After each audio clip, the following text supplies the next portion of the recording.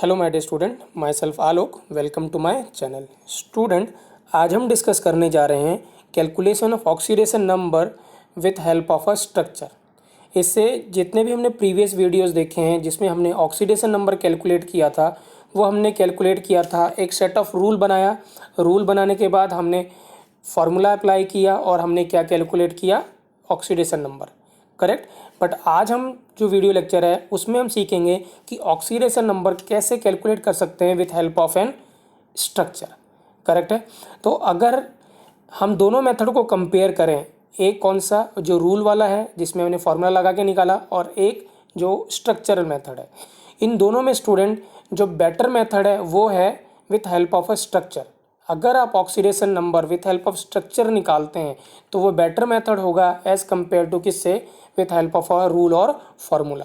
Correct. ऐसा इसलिए student क्योंकि अगर आप स्ट्रक्चर के हेल्प से ऑक्सीडेशन नंबर निकालते हैं किसी भी एटम का प्रेजेंट इन एनी कंपाउंड, तो वो हमेशा ही करेक्ट आंसर आता है, ऑलवेज, कोई एक्सेप्शन नहीं है। लेकिन अगर आप फार्मूला अप्लाई करके आप ऑक्सीडेशन नंबर निकालते हैं किसी एटम का प्रेजेंट इन एनी कंपाउंड, तो सम टाइम क्या आता है, इनकरेक्ट आंसर आता है। इनकरेक्ट का मतलब एक्चुअल में उसका ऑक्सीडेशन नंबर कुछ और होता है और फॉर्मूले से कुछ और आता है। करेक्ट है। तो ये जितने भी केसेस हैं जिसमें फॉर्मूले से अप्लाई करने पे कुछ और आता है और एक्चुअल में कुछ ऑक्सीडेशन नंबर कुछ और होता है, वो हम अलग से एक वीडियो में डिस्कस करेंगे जिसमें हम सारे एक्सेप्शंस डिस्कस करेंगे। क्या डिस्कस करेंगे? एक्सेप्शंस। एक्सेप्शंस मतलब फॉर्मूले से कुछ और आ रहा है बट एक्चुअल में कुछ और होगा उसका ऑक्सीडेशन नंबर, ठीक है ना। लेकिन अगर उसी कंपाउंड का अगर आप स्ट्रक्चर के हेल्प से ऑक्सीडेशन नंबर कैलकुलेट करेंगे तो ऑलवेज आपको हमेशा ही करेक्ट आंसर मिलेगा। उस केस में कोई भी एक्सेप्शन नहीं है। इसीलिए बेटर मेथड कौन सा है? स्ट्रक्चर। लेकिन स्टूडेंट, आपको स्ट्रक्चर बनाना अभी आता नहीं है। जब तक आप एक चैप्टर पढ़ेंगे केमिकल बॉन्डिंग पढ़ने के बाद आपको बेटर अंडरस्टैंडिंग होगी how to draw an structure of any compound. उसके बाद ही आप अच्छे से कमांड पा पाएंगे कि कैसे हम किसी कंपाउंड का स्ट्रक्चर बना सकते हैं और फिर उसका ऑक्सीडेशन नंबर कैलकुलेट कर सकते हैं with help of a structure. Correct. तो आज के जो वीडियो लेक्चर में स्टूडेंट मैंने स्ट्रक्चर बना रखा है पहले से ही, ठीक है ना। तो आप एज सच उसको ऐसे ही लर्न कर लीजिएगा, ठीक है ना। जब हम केमिकल बॉन्डिंग पढ़ेंगे तब हम सीखेंगे how to draw an structure, ठीक है। तो आइए आज का वीडियो लेक्चर स्टार्ट करते हैं student. How to calculate an oxidation number with help of a structure. तो स्ट्रक्चर में स्टूडेंट क्या है? स्ट्रक्चर स्टूडेंट जो पॉसिबल होता है वो कोवलेंट कंपाउंड्स का होता है। आयनिक कंपाउंड्स का कोई भी स्ट्रक्चर नहीं होता। इसका मतलब आज के जो टॉपिक में हमने सारे के सारे वही कंपाउंड कंसिडर करें हैं जो क्या है, कोवलेंट है। कोवलेंट का मतलब उनके बीच में जो बॉन्ड है वो क्या है, कोवलेंट है। करेक्ट है। तो आइए, पहला केस है student, for a covalent bond between different atom. क्या है? Covalent bond between different atom. Let suppose, ध्यान से समझिएगा स्टूडेंट, अगर ए और बी दो एटम हैं, डिफरेंट हैं, और उनके बीच में सिंगल बॉन्ड है। क्या है? सिंगल बॉन्ड, ठीक है, सिंगल कोवलेंट बॉन्ड, ठीक है। अब क्या है स्टूडेंट, अगर ए मोर इलेक्ट्रोनेगेटिव है, इलेक्ट्रोनेगेटिव मतलब A has tendency to attract a shared pair of electrons. जो ये शेयर्ड पेयर ऑफ इलेक्ट्रॉन्स हैं, जो ये बॉन्डिंग में एक इसका और एक ए का और एक बी का, तो ये जो शेयर्ड पेयर ऑफ इलेक्ट्रॉन है उसको अपनी तरफ खींचने की टेंडेंसी को क्या बोलते हैं? इलेक्ट्रोनेगेटिविटी। तो अगर इलेक्ट्रोनेगेटिविटी ए की ज़्यादा है तो इसका मतलब ये जो बी का जो ये एक इलेक्ट्रॉन जो बॉन्डिंग में उसको अपनी तरफ खींचेगा, क्योंकि एक तो इसका अपना था ही। खींचेगा किसको अपनी तरफ? बी को, बी वाले इलेक्ट्रॉन को, इस वाले इलेक्ट्रॉन को। दिस मीन्स क्या होगा, ये जब एक इलेक्ट्रॉन ए की तरफ शिफ्ट होगा तो इस पर क्या चार्ज आएगा? -1 का। क्या चार्ज आएगा? -1 का। और बी से इलेक्ट्रॉन निकल गया, ए की तरफ मूव कर गया, तो किधर इस पे चार्ज क्या आया? +1 का चार्ज आया, ठीक है। तो अगर क्या है, सिंगल बॉन्ड है बिटवीन टू एटम्स और ए मोर इलेक्ट्रोनेगेटिव है बी से, तो A will acquire -1 charge and B will acquire +1 charge. अगर ऐसा होता कि बी मोर इलेक्ट्रोनेगेटिव होता तो B will acquire -1 charge and A will acquire +1 charge. Correct ना। सेकंड स्टूडेंट क्या है, अगर दो एटम के बीच में डबल बॉन्ड है। क्या है? डबल बॉन्ड है। सो इसका मतलब अब क्या है, अगर ए मोर इलेक्ट्रोनेगेटिव है तो अब वो कितने, 2 इलेक्ट्रॉन को, बी के 2 इलेक्ट्रॉन को अपनी तरफ अट्रैक्ट करेगा। इसका मतलब ए पे अब क्या चार्ज आएगा, -2, तो बी पे क्या चार्ज आ जाएगा, +2। करेक्ट ना। थर्ड स्टूडेंट, अगर ए और बी के बीच में ट्रिपल बॉन्ड है और ए मोर इलेक्ट्रोनेगेटिव है किससे, बी से, तो इस बार क्या करेगा, ये 3 इलेक्ट्रॉन बी के अपनी तरफ अट्रैक्ट करेगा, ये जो 3 है, राइट। तो इसका मतलब इस पे कितना चार्ज आएगा, -3, तो बी पे क्या होगा, 3, जो 3 इलेक्ट्रॉन है वो ए की तरफ शिफ्ट कर गए, तो बी पे कितना चार्ज आएगा, +3। करेक्ट ना। अगर यही क्या होता स्टूडेंट, बी मोर इलेक्ट्रोनेगेटिव होता, तो B will acquire -1 charge and B will acquire -3 charge and A will acquire +3 charge. Correct ना, क्लियर। सो मैंने स्टूडेंट यहाँ पे फर्स्ट 3 पॉइंट वही लिखा हुआ है। For a single bond between A B, if A is more electronegative than B, then A पे कितना चार्ज आएगा, -1, बी पे क्या आएगा, +1। अगर डबल बॉन्ड है, A more electronegative and B, then B A पे क्या आएगा, -2 चार्ज और बी पे क्या आएगा, +2 charge. For a triple bond, A पे कितना चार्ज आएगा स्टूडेंट, -3, बी पे +3 if A is more electronegative than B. Correct, clear है। अगर सिंगल बॉन्ड है स्टूडेंट, तो एक पे +1, एक दूसरे पे -1, और अगर डबल बॉन्ड है तो एक पे +2, दूसरे पे -2, और अगर ट्रिपल बॉन्ड तो एक पे +3 और -3। तो जो मोर इलेक्ट्रोनेगेटिव है उस पर माइनस चार्ज आएगा, और जो लेस इलेक्ट्रोनेगेटिव है उस पर क्या चार्ज आएगा, प्लस चार्ज आएगा। करेक्ट ना। और स्टूडेंट मैं बार बार बोल रहा हूँ इलेक्ट्रोनेगेटिविटी, राइट। तो मैंने यहाँ पे ऑर्डर लिखा हुआ इलेक्ट्रोनेगेटिविटी का, this is an order you have to follow, ठीक है, to calculate an oxidation number. क्या है ये, इलेक्ट्रोनेगेटिविटी का ऑर्डर आपको फॉलो करना है to calculate an oxidation number with help of a structure.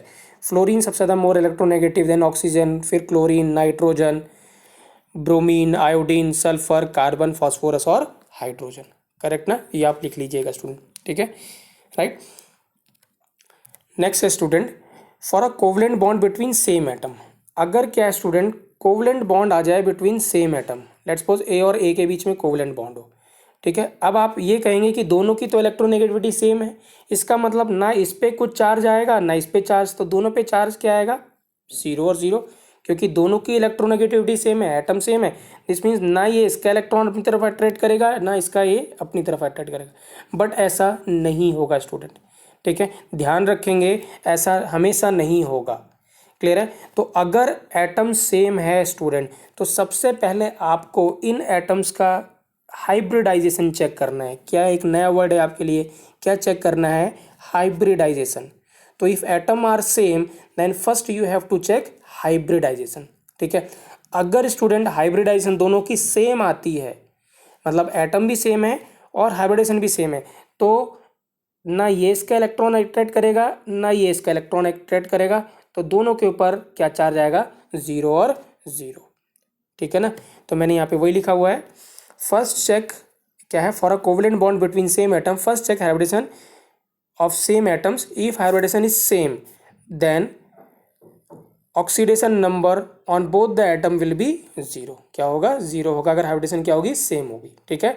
तो अगर एटम डिफरेंट है तो हम इलेक्ट्रोनेगेटिविटी की हेल्प से हम निकाल सकते हैं कितना चार्ज आएगा, प्लस माइनस, ठीक है, राइट। और अगर एटम सेम है तो आपको सबसे पहले क्या चेक करना है, हाइब्रिडाइजेशन, ठीक है ना। अगर एटम डिफरेंट है तो हाइब्रिडेशन आपको चेक करने की ज़रूरत नहीं है, एटम सेम है तभी आपको हाइब्रिडेशन चेक करना है। अगर हाइब्रिडेशन सेम होगी तो क्या होगा, दोनों पे कोई भी चार्ज नहीं आएगा, ठीक है ना, आपस में, जब वो दोनों आपस में बॉन्डेड होंगी, ठीक है, क्लियर है। अब यहाँ पे वर्ड स्टूडेंट हाइब्रिडाइजेशन, राइट, क्या है ये हाइब्रिडेशन स्टूडेंट, एक कॉन्सेप्ट है जो हम बहुत डिटेल में डिस्कस करेंगे in a chapter called as chemical bonding, ठीक है। तो यहाँ पे मैं ये टॉपिक को डिस्कस नहीं कर रहा हूँ, मैं सिर्फ यहाँ पे आपको एक ट्रिक बता रहा हूँ कि आप कैसे हाइब्रिडेशन कैलकुलेट कर सकते हैं, ठीक है ना। ये एक छोटी सी ट्रिक है जो कि आपको इस पॉइंट ऑफ टाइम पे हेल्प करेगा टू कैलकुलेट एंड हाइब्रिडाइजेशन। और अगर हम हाइब्रिडेशन कैलकुलेट कर पाएंगे तभी हम स्ट्रक्चर के हेल्प से ऑक्सीडेशन कैलकुलेट कर पाएंगे, ठीक है। तो डिटेल में हाइब्रिडेशन बाद में डिस्कस करेंगे in a chapter chemical bonding. अभी मैं सिर्फ एक आपको छोटी सी ट्रिक बता रहा हूँ how to calculate and hybridization, ठीक है। तो देखिए स्टूडेंट, क्या है hybridization, to know the hybridization of an atom, आपको क्या कैलकुलेट करना है, total number of bond pair and lone pair of electrons, ठीक है। क्या कैलकुलेट करना है स्टूडेंट? बॉन्ड पेयर और lone pair of electrons. Bond pair वो पेयर ऑफ इलेक्ट्रॉन स्टूडेंट जो बॉन्डिंग में पार्ट ले लिए जिन्होंने, और जो लोन पेयर ऑफ इलेक्ट्रॉन्स वो हैं जो बॉन्डिंग में पार्ट नहीं लेते हैं। ठीक है ना, करेक्ट, राइट। सो आपको क्या करना है, टोटल बॉन्ड पेयर, बीपी मतलब बॉन्ड पेयर और एलपी मतलब lone pair. So total number of bond pair plus lone pair is known as steric number. क्या बोलते हैं इसको? Steric number. तो एस एन स्टेरिक नंबर है, वो क्या है? Bond pair plus lone pair. ठीक है, क्लियर है। तो अगर स्टूडेंट स्टेरिक नंबर 2 आता है तो हाइब्रिडेशन क्या होगी? S P. क्या है? S P. एस और पी क्या है? ऑर्बिटल है ना, एस ऑर्बिटल पी ऑर्बिटल, अगर आपको याद है 10th क्लास में। ठीक है, सिमिलरली अगर स्टेरिक नंबर क्या है स्टूडेंट? 3 है तो हाइब्रिडेशन क्या होगा? S P 2। अगर स्टेरिक नंबर 4 है तो हाइब्रिडेशन होगा एस पी 3। ठीक है, तो और भी हो सकती है हाइब्रिडेशन स्टूडेंट, बट हमें सिर्फ इन 3 से यहाँ पे काम चल जाएगा। ठीक है, तो मैं रिपीट कर रहा हूँ, अगर स्टेरिक नंबर 2 है तो S P hybridization, steric number 3 तो एस पी 2 हाइब्रिडेशन, और स्टेरिक नंबर 4 है तो एस पी 3 हाइब्रिडेशन। ठीक है ना, क्लियर। और steric number is equal to number of bond pair plus lone pair. ठीक है, अब स्टूडेंट ये सबसे इंपॉर्टेंट बात है जो मैंने यहाँ पे लिखी हुई है, अगर जो इलेक्ट्रोनेगेटिविटी इन जो ऑर्बिटल हैं इनको हाइब्रिड ऑर्बिटल बोलते हैं। क्या बोलते हैं? Hybrid orbital. ठीक है, तो sp hybrid orbital, sp2 hybrid orbital और sp3 हाइब्रिड ऑर्बिटल। तो ऐसा देखा गया है, ठीक है, कि sp जो हाइब्रिड ऑर्बिटल अगर है, ठीक है ना, मतलब अगर कोई भी एटम वो sp हाइब्रिडाइज्ड है तो उसकी इलेक्ट्रोनेगेटिविटी ज़्यादा होती है as compare to sp2 as compare to sp3। ठीक है, तो मैं रिपीट कर रहा हूँ, if an atom is sp hybridized is more electronegative than atom of sp2 hybridized is more electronegative than sp3 hybridized। Correct ना। सो ये ऑर्डर है स्टूडेंट, मैंने यहाँ पे लिखा हुआ है electronegative order, sp greater than sp2 greater than sp3। Correct ना, क्लियर, राइट। डिटेल में क्या होता है स्टूडेंट, हाइब्रिडेशन क्या होता है, डेफिनेशन क्या है, ये कॉन्सेप्ट क्या है, हम बाद में डिस्कस करेंगे इन अ बॉन्डिंग। करेक्ट है ना, क्लियर है। अब स्टूडेंट देखिए यहाँ, ठीक है, लेट्स सपोज मैं पहले एग्जांपल से हम एक एग्जांपल डिस्कस करते हैं हाइब्रिडेशन निकालने का, उसके बाद फिर हम नीचे का लिखा है, क्या लिखा हुआ है वो डिस्कस करेंगे, राइट। लेट्स सपोज स्टूडेंट क्या है, हमारे पास CH4 कंपाउंड है, ठीक है, हमें कार्बन का हाइब्रिडेशन निकालना है। ठीक है, तो आपने क्या करा, इसका स्ट्रक्चर बनाया 1 2 और ये 3, ये आपको आता है स्टूडेंट, CH4 इज मीथेन। अब देखिए कार्बन के जो आउटर मोस्ट में स्टूडेंट कितने इलेक्ट्रॉन होते हैं? 4। ठीक है, तो 4 के इलेक्ट्रॉन होते हैं, एक ये वाला इलेक्ट्रॉन, एक ये वाला इलेक्ट्रॉन, एक ये और एक ये। ठीक है ना, तो चारों इलेक्ट्रॉन चले गए स्टूडेंट। ठीक है, इसका मतलब अब कार्बन पे कोई भी लोन पेयर इलेक्ट्रॉन नहीं है। ठीक है, क्योंकि जितने भी वैलेंस इलेक्ट्रॉन थे वो सारे बॉन्डिंग में चले गए। ठीक है ना, करेक्ट है। सो दिस मीन्स अब देखिए आप कार्बन के अराउंड सारे बॉन्ड आपको गिन रहे हैं, तो एक ये बॉन्ड पेयर, एक ये बॉन्ड पेयर, एक ये बॉन्ड पेयर और एक ये बॉन्ड पेयर। ठीक है ना, करेक्ट है ना, क्लियर, राइट। सो इसका मतलब यहाँ पे कितने बॉन्ड पेयर हैं? 4 बॉन्ड पेयर, मतलब आपको नंबर ऑफ बॉन्ड्स गिनने हैं स्टूडेंट। ठीक है, तो कितने बॉन्ड है? 4, और लोन पेयर तो है ही नहीं, 0। इसका मतलब क्या होगा, स्टेरिक नंबर कितना है? 4। इसका मतलब यहाँ पे जो कार्बन है वो क्या हाइब्रिडाइज है? sp3 हाइब्रिडाइज है। क्या है? sp3 hybridize. करेक्ट ना। सिमिलर स्टूडेंट एक और एग्जांपल देखें, NH3। क्या देखते हैं? NH3। अब देखिए जो नाइट्रोजन है स्टूडेंट, अगर हम स्ट्रक्चर बनाए तो कुछ ऐसा स्ट्रक्चर होगा। अब मुझे बताओ आप, नाइट्रोजन के आउटर मोस्ट या वैलेंस सेल में कितने इलेक्ट्रॉन होते हैं? कितने होते हैं? 5। एक 1 2 3 और 2 और हैं, इसका मतलब वो 2 बॉन्डिंग पार्ट नहीं ले रहे हैं, तो यहाँ पे ये 2 हैं।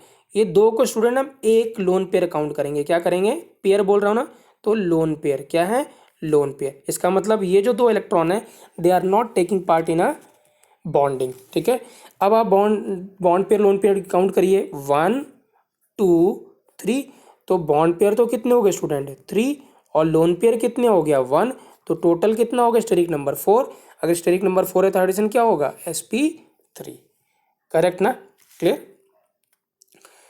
नेक्स्ट एक और एग्जांपल देखें स्टूडेंट, H2O। ठीक है, तो अगर हम H2O का स्ट्रक्चर बनाए, H और H, ठीक है। अब मुझे बताओ स्टूडेंट, ऑक्सीजन के आउटर मोस्ट में कितने इलेक्ट्रॉन होते हैं? आउटर मोस्ट या वैलेंस सेल में कितने इलेक्ट्रॉन होते हैं? तो आंसर है कितना स्टूडेंट? 6। तो एक तो ये है और एक ये है, तो 2 तो चले गए बॉन्डिंग में। अब बचे कितने, 6 में से 2 चले गए तो 4 बचे। 4 में से कितना हो गया, एक लोन पेयर ये है और एक लोन पेयर ये है, ठीक है। इसका मतलब जो ऑक्सीजन में लोन पेयर कितने हैं, 2, जिन्होंने बॉन्डिंग पार्ट नहीं लिया, और बॉन्ड पेयर कितने हो गए, 2। तो क्या हो गया यहाँ पे फिर से स्टेरिक नंबर कितना हो गया, 4। तो हाइब्रिडेशन क्या हो गया, sp3। करेक्ट ना, क्लियर है। तो अभी बस हम ये छोटा सा ट्रिक यूज़ कर रहे हैं student to calculate an hybridization, ठीक है ना। बाद में हम डिटेल में डिस्कस करेंगे हाइब्रिडाइजेशन कैसे कैलकुलेट करते हैं एक्चुअल में, और होता क्या है, ये कॉन्सेप्ट क्यों ज़रूरत पड़ी, कहाँ से आया, ये सब बाद में डिस्कस करें। Correct student, right. तो आइए इसको आगे कंटिन्यू करते हैं। इफ़ स्टूडेंट हाइब्रिडेशन अगर डिफरेंट है, ठीक है ना, पहले मैंने बोला अगर दोनों एटम के बीच में हाइब्रिडेशन सेम है तो इसके ऊपर कितना चार्ज आएगा, 0 0, ठीक है। तो अगर ये दोनों, ये भी sp है और ये भी sp है, तो कितना आएगा स्टूडेंट, 0 0। या ये sp2 और ये भी sp2 तो भी 0 0, या ये sp3 और ये भी sp3 तो 0 0, ठीक है ना, ठीक है। अब अगर स्टूडेंट क्या है, a और a के बीच में, राइट, लेट्स सपोज a और a के बीच में बॉन्ड है, और ये क्या है, sp हाइब्रिडाइज्ड है ये वाला एटम, और ये वाला एटम sp2 हाइब्रिडाइज्ड है, ठीक है ना। अब आप देखिए कौन मोर इलेक्ट्रोनेगेटिव है, ये वाला एटम मोर इलेक्ट्रोनेगेटिव एटम हो गया, किससे, इस वाले से। इसका मतलब क्या होगा, ये इलेक्ट्रॉन अपनी तरफ शिफ्ट करेगा, और बॉन्ड कितना है स्टूडेंट, सिंगल, तो इस पर क्या चार्ज आएगा, -1, और इस पर क्या आएगा, +1। करेक्ट ना, क्योंकि क्या है, एक बॉन्ड है, इसका मतलब ये इलेक्ट्रॉन इसकी तरफ शिफ्ट होगा, क्योंकि ये sp हाइब्रिडाइज है, sp हाइब्रिडाइज मतलब मोर इलेक्ट्रोनेगेटिव। इसका मतलब इस पर क्या चार्ज आएगा, -1, और इस पर क्या चार्ज आएगा, +1, ठीक है ना। तो यहाँ पे मैंने वही लिखा स्टूडेंट, a और a के बीच में बॉन्ड है, a ये वाला sp है और ये क्या sp2 है, so this means sp is more electronegative, तो इस पर क्या चार्ज आएगा, -1, इस पर क्या चार्ज आएगा, +1, ठीक है। सिमिलरली स्टूडेंट अगर हम देखते हैं a और a, ठीक है ना, ये क्या है स्टूडेंट, sp2 है और ये क्या है, sp3 हाइब्रिडाइज है। अब देखिए स्टूडेंट क्या है यहाँ पे, मोर इलेक्ट्रोनेगेटिव कौन है, sp2 वाला, बॉन्ड सिंगल है, तो इसका मतलब इस पर क्या चार्ज आएगा, -1, इस पर क्या चार्ज आएगा, +1, क्योंकि ये लेस इलेक्ट्रोनेगेटिव है, करेक्ट। अब ये स्टूडेंट क्या होता है, a और a के बीच में डबल बॉन्ड होता, और ये sp होता और ये sp3 होता। मोर इलेक्ट्रोनेगेटिव कौन है, sp वाला, इसका मतलब इस पर क्या होगा, अभी 2 इलेक्ट्रॉन को अपनी तरफ अट्रैक्ट करेगा, तो इस पर क्या चार्ज आएगा, -2, इस पर क्या चार्ज आएगा, +2, ठीक है ना। अगर a और a के बीच में डबल बॉन्ड है, ये एक sp और एक ये sp2 है, अब यहाँ पे कौन मोर इलेक्ट्रोनेगेटिव है, ये वाला, तो इस पर कितना चार्ज आएगा, -3, इस पर कितना चार्ज आएगा, +3, करेक्ट ना। सिमिलरली अगर ट्रिपल बॉन्ड है a और a के बीच में, और ये sp2 है और ये sp3 है, तो मोर इलेक्ट्रोनेगेटिव कौन है, sp2। तो अब 3 बॉन्ड है, तो इसका मतलब 3 इलेक्ट्रॉन को अट्रैक्ट करेगा, तो चार्ज कितना आएगा, -3, इस पर कितना चार्ज आएगा, +3, करेक्ट। तो स्टूडेंट मैंने यहाँ पे वही डिटेल लिखा हुआ है, आप इसको चेक कर सकते हैं, करेक्ट है ना। तो a और a के बीच में डबल बॉन्ड है, एक sp है और एक sp3 है, this means this is more electronegative, double bond है तो इसमें -2, इस पर +2। यहाँ पे ट्रिपल बॉन्ड है, ये वाला a sp है, ये वाला sp2, this means sp is more electronegative, तो ट्रिपल बॉन्ड है तो इसमें -3, इस पर +3, करेक्ट ना student, right. I hope student आपको समझ में आ रहा होगा कि कैसे हम कैलकुलेट कर रहे हैं, राइट।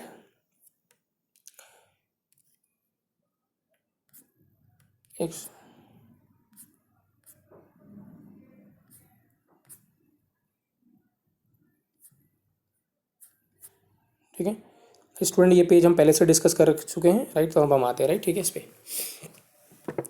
क्लियर। ये ध्यान से देखिएगा स्टूडेंट, ये वाला जो पेज है, ये फर्स्ट पेज है इस वीडियो लेक्चर का, ये सेकंड है, राइट। ये वाला एक्स्ट्रा यहाँ पे स्कैन हो गया है, तो इसको आप कैंसिल करिएगा, इसको कंसिडर मत करिएगा, क्योंकि हम पहले डिस्कस कर चुके हैं ये वाला, ठीक है ना। तो अभी तक हमने सिर्फ 2 स्लाइड्स डिस्कस करी है, कौन कौन सी, ये फर्स्ट, और ये कौन सी, इधर वाली कौन सी, सेकेंड, ठीक है ना, ये कौन सी, सेकेंड, ठीक है। ये वाली क्या है, वही फर्स्ट वाली रिपीट होगी, तो इसको क्या करिएगा आप, कंसिडर मत करिएगा, ठीक है ना। तो स्टूडेंट अब डिस्कस करते हैं हम ऑक्सीडेशन नंबर कैसे कैलकुलेट करेंगे with help of a structure, ठीक है। आइए स्टार्ट करते हैं। तो सबसे पहले स्टूडेंट H2SO4 है, तो H2SO4 का मैंने स्ट्रक्चर बना रखा है, देखिए क्या है, S double bond O double bond O OH और OH, ठीक है। ये इसका स्ट्रक्चर है किसका, सल्फ्यूरिक एसिड का। अब आप ध्यान से देखिएगा स्टूडेंट, यहाँ पे क्या है, डबल बॉन्ड है, ठीक है ना, ऑक्सीजन मोर इलेक्ट्रोनेगेटिव है, तो इसका मतलब इस ऑक्सीजन पे क्या चार्ज आएगा, -2, तो इस सल्फर पे क्या चार्ज आएगा, +2। यहाँ पे क्या ऑक्सीजन और सल्फर के बीच सिंगल बॉन्ड है, यहाँ ऑक्सीजन मोर इलेक्ट्रोनेगेटिव है तो ऑक्सीजन पे कितना चार्ज है -1, तो इस सल्फर पे कितना है +1। यहाँ ऑक्सीजन मोर इलेक्ट्रोनेगेटिव है तो इस पर कितना चार्ज है -2, तो इस सल्फर पे कितना है +2। यहाँ पे ये ऑक्सीजन मोर इलेक्ट्रोनेगेटिव है तो इस पर कितना चार्ज है -1, तो इस पर कितना चार्ज है +1। तो आप देखिए टोटल सम ऑफ जो चार्ज है सल्फर पे वो कितना है +2, फिर कितना स्टूडेंट +1, फिर कितना +2 और फिर कितना +1, तो टोटल कितना है +6। कितना है +6। ठीक है, सो oxidation number of sulphur in H2SO4 is +6। Correct. मैं रिपीट कर रहा हूँ स्टूडेंट, उसके बाद हम थोड़ा तेजी से करेंगे, फास्ट मूव करेंगे। ठीक है, ऑक्सीजन मोर इलेक्ट्रोनेगेटिव था, डबल बॉन्ड था स्टूडेंट, तो इस पे ऑक्सीजन पे कितना आएगा -2, तो सल्फर पे कितना गया +2। ठीक है, अब यहाँ पे ये ऑक्सीजन -1 है स्टूडेंट, तो ये इस पे ऑक्सीजन क्या है, single bond oxygen more electron, तो -1, तो इस पे कितना आ गया +1। ठीक है, यहाँ पे ऑक्सीजन मोर इलेक्ट्रोनेगेटिव तो डबल बॉन्ड है तो -2, तो सल्फर पे कितना +2, और यहाँ ऑक्सीजन सिंगल बॉन्ड पे है तो ये -1 और तो सल्फर पे कितना +1, तो टोटल चार्ज कितना आएगा स्टूडेंट +6। तो oxidation state of sulphur in H2SO4 is +6। ठीक है, अब स्टूडेंट अगर आप फॉर्मूले से कैलकुलेट करते तो क्या आता, देखिए सल्फ्यूरिक एसिड में 2 इंटू हाइड्रोजन का कितना +1 प्लस x इंटू 1, ठीक है ना, क्योंकि सल्फर कितना है 1 है, right, +4 into what student -2 is equal to 0। तो आप सॉल्व करते तो x की वैल्यू भी कितनी में आती +6 ही आती। करेक्ट है ना, तो स्ट्रक्चर से भी देखिए +6 आ रहा है और फॉर्मूले से भी +6 आ रहा है, तो इसको हम एक्सेप्शन नहीं कहेंगे। क्या कहेंगे, एक्सेप्शन नहीं कहेंगे। एक्सेप्शन स्टूडेंट वही होगा जिसमें स्ट्रक्चर से कुछ और आ रहा है और फॉर्मूले से कुछ और आएगा, और करेक्ट कौन सा होगा, स्ट्रक्चर वाला ही करेक्ट माना जाएगा। ठीक है ना, right. Next student phosphoric acid. Phosphoric acid का स्ट्रक्चर बनाया हम P double bond P double bond O, OH, OH और OH। ठीक है, अब देखिए स्टूडेंट, राइट, तो अब आप मुझे बताइए, ये ऑक्सीजन मोर इलेक्ट्रोनेगेटिव फॉस्फोरस है तो ऑक्सीजन पे कितना गया चार्ज -2, तो इस पे कितना चार्ज आया +2। ये oxygen more electronegative single bond, तो इस ऑक्सीजन में -1, इस पे कितना +1। ये ऑक्सीजन मोर इलेक्ट्रोनेगेटिव -1, तो इस पे फिर से फॉस्फोरस पे +1। ये oxygen more electronegative single bond तो -1, तो इस पे कितना +1। तो sum of all the charge +2 +1 +1 +1, तो कितना हो गया स्टूडेंट +5। तो oxidation state of phosphorus in phosphoric acid is +5। ठीक है, राइट। स्टूडेंट एक बात यहाँ पे और इम्पॉर्टेंट मैं यहीं पे बता रहा हूँ, ठीक है, ये आप याद रखिएगा। जैसे यहाँ पे हमने ये ये एसिड लिखा हुआ H2SO4 और यहाँ पे H3PO4, इसी का अगर हम सॉल्ट लेते स्टूडेंट Na2SO4 और Na3PO4, ठीक है, तो उसका भी स्ट्रक्चर सेम होता है स्टूडेंट। H के जगह पे क्या आ जाता है, यहाँ पे सोडियम आ जाता है, 2 सोडियम, और यहाँ पे H के जगह कितना आता है 3 सोडियम। ठीक है, तो क्या है, ऑक्सीजन मोर इलेक्ट्रोनेगेटिव सोडियम का तो हमेशा +1 ही होगा स्टूडेंट, तो ऑक्सीजन पे क्या आता है -1। तो इसका मतलब क्या है, सॉल्ट, उसी एसिड का सॉल्ट अगर होगा या वो एसिड होगा तो वहाँ पे जो सेंट्रल एटम होगा, ठीक है, यहाँ पे जो सल्फर और फॉस्फोरस है उसका ऑक्सीडेशन नंबर क्या रहेगा, सेम ही रहेगा। ठीक है, स्ट्रक्चर भी सेम रहेगा, H को हटाना है और Na को लगाना है। करेक्ट है ना, और जब आप स्ट्रक्चर से ड्रॉ निकालेंगे तो भी आंसर सेम ही आएगा स्टूडेंट। Next student H3PO3। ठीक है, तो देखिए H3PO3 को कैसे करेंगे। देखिए P डबल बॉन्ड O, फिर OH, OH और H। स्टूडेंट अगर आपको याद है फॉस्फोरिक एसिड का हमने स्ट्रक्चर बनाया था जब मैंने आपको बेसिसिटी डिस्कस करा रहा था किसका, एसिड का। ठीक है, अब देखिए ध्यान से स्टूडेंट, यहाँ पे ये स्ट्रक्चर है वो था फॉस्फोरिक का, ये है फॉस्फोरस एसिड का स्ट्रक्चर, किसका, फॉस्फोरस का। तो अब देखिए स्टूडेंट, ये ऑक्सीजन मोर इलेक्ट्रोनेगेटिव तो कितना चार्ज है -2, इस पर कितना चार्ज है +2। ये ऑक्सीजन मोर इलेक्ट्रोनेगेटिव तो -1, तो इस +1। ये मोर इलेक्ट्रोनेगेटिव तो -1 तो +1। अब यहाँ पे देखिए ध्यान से, यहाँ हाइड्रोजन क्या है, लेस इलेक्ट्रोनेगेटिव है, फॉस्फोरस मोर इलेक्ट्रोनेगेटिव है, और सिंगल बॉन्ड है तो फॉस्फोरस पे चार्ज कितना आएगा -1 और यहाँ पे कितना आएगा +1। ठीक है, तो अब देखिए टोटल चार्ज कितना हो गया, +2 +1 और -1। तो इसका मतलब जो ऑक्सीडेशन स्टेट वो क्या आएगा स्टूडेंट, +3। कितना आएगा, +3। करेक्ट। नेक्स्ट स्टूडेंट क्या है, CrO2Cl2। तो इसका स्ट्रक्चर स्टूडेंट क्या है, CrO2Cl2 का,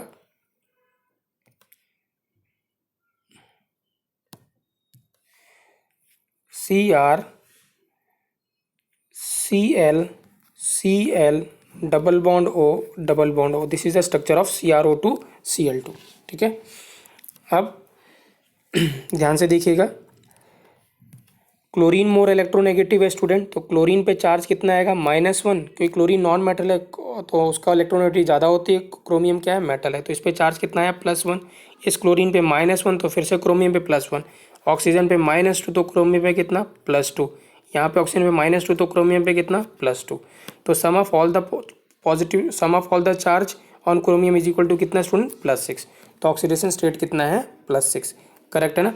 तो मैं आपसे यहाँ पे स्टूडेंट बोल रहा हूँ, ठीक है ना, जब आप इसका नोट्स बनाएंगे तो आप यहाँ पे विथ हेल्प ऑफ स्ट्रक्चर तो हम कैलकुलेट कर रहे हैं, लेकिन साथ साथ में आप with help of a formula भी यहाँ पे कैलकुलेट करके आंसर लिखेंगे, सो दैट आपको पता चलेगा कि यहाँ पे जो स्ट्रक्चर से और फॉर्मूले से क्या आ रहा है, दोनों सेम आ रहा है, ठीक है ना, करेक्ट है। तो आप क्या करें, जब आप यहाँ पे स्ट्रक्चर के हेल्प से कैलकुलेट कर रहे हैं ऑक्सीडेशन का state, side by side calculate the oxidation number with help of a rule और दैट फॉर्मूला, ठीक है ना। नेक्स्ट स्टूडेंट H2SO7, जिसको हमने क्या बोला था, ओलियम, क्या कहा था स्टूडेंट, ओलियम। इसका स्ट्रक्चर क्या है देखिए student, sulphur, oxygen, sulphur, double bond O, double bond O, double bond O, double bond O और ONA या OH, राइट, यहाँ पे ये क्या है OH और यहाँ पे भी क्या है OH, ठीक है। अब देखिए ध्यान से स्टूडेंट, OH और OH। अब यहाँ पे स्टूडेंट क्या है, अगर इस सल्फर की बात करते हैं, देखिए ऑक्सीजन मोर इलेक्ट्रोनेगेटिव है, तो ऑक्सीजन पे -2 तो सल्फर पे कितना +2। अब हमें सिर्फ सल्फर पे कंसंट्रेट कर रहे हैं स्टूडेंट, क्योंकि हमें कैलकुलेट भी किसका करना है, सल्फर का, ठीक है, ऑक्सीजन से हमें लेना देना नहीं है।